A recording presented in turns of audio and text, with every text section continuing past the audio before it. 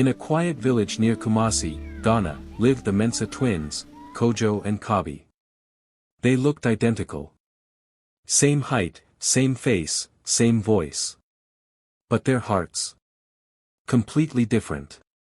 Kojo was calm, hardworking, and kind. A community health officer who cared deeply for people. Kabi was the opposite. Lazy. Flashy. Always chasing a lifestyle he didn't work for. If Kojo was peace, Kabi was trouble waiting to happen. One day, Kojo met Daniel Owusu online. A wealthy Ghanaian tech entrepreneur living in Norway. Daniel wasn't looking for beauty or hype. He wanted peace, character, and sincerity. He found all of that in Kojo. After months of talking, praying, and bonding, Daniel sent a life-changing package. A visa. A flight ticket. And a letter inviting Kojo to Norway to start a new life. Kojo was overwhelmed with joy. But someone else was watching. Kabi couldn't believe it. How can Kojo be the one to travel? To enjoy wealth? To live abroad? Jealousy slowly turned into a dangerous idea. That life should be mine. That night, he made a decision that would change everything. Kabi pretended to celebrate his brother. Food. Drinks. Laughter. But hidden in Kojo's drink were sleeping pills. Minutes later, Kojo collapsed. Without hesitation, Kabi dragged him into a storage room and locked him inside. Then, he took everything. The visa. The ticket. The identity. And just like that, he became Kojo. The next morning, Kabi acted the part. Simple clothes. Calm voice. Fake humility. Even their parents couldn't tell the difference. They blessed him, believing he was Kojo. At the airport, his heart pounded, but his face didn't betray him.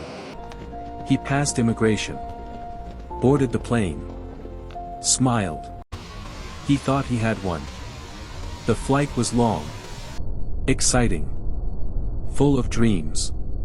Kabi imagined luxury, cars, and a soft life. But when the plane landed, something felt off. The cold was brutal.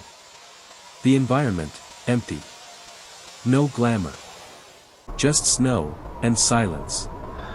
Daniel was waiting, but he wasn't flashy. No expensive suit. No luxury car. Just a simple man in heavy winter clothes. They drove for hours, deep into a forest, until they reached a remote cabin. No neighbors. No internet. No escape. "This is my life," Daniel said. Kabi's dream began to crumble. There was no soft life. Only 4 a.m. prayers. Freezing mornings. Hard labor. Animal care. Kabi struggled. Everything was difficult. Everything was real. One evening, Daniel made a simple request.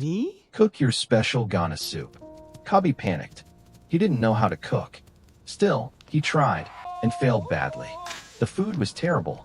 Daniel took one look at the meal, and knew, this is not Kojo.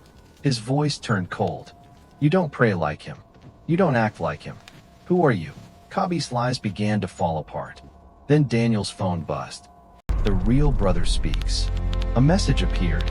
It was Kojo, alive, holding proof. "I've been locked up. The one with you is my brother." Silence filled the room. Kabi collapsed. His secret was out. Kabi begged, "I just wanted a better life." But Daniel shook his head. "You wanted a shortcut. And shortcuts come with consequences." Kabi was sent back to Ghana. No celebration. No victory. Only disgrace. When he returned to the village, the same people who once admired him now looked at him differently. No pride. No confidence. Only shame. Meanwhile, the real brother was finally found and rescued. Weak, but alive. And this time, when the opportunity came again, it was real. No deception. No shortcuts. When he arrived in the cold land, he stepped out into the freezing air and smiled. Not because it was easy, but because it was right. This time, when the two men met, there was no doubt. No suspicion. Only truth. "Now," the man said, You are exactly who I expected.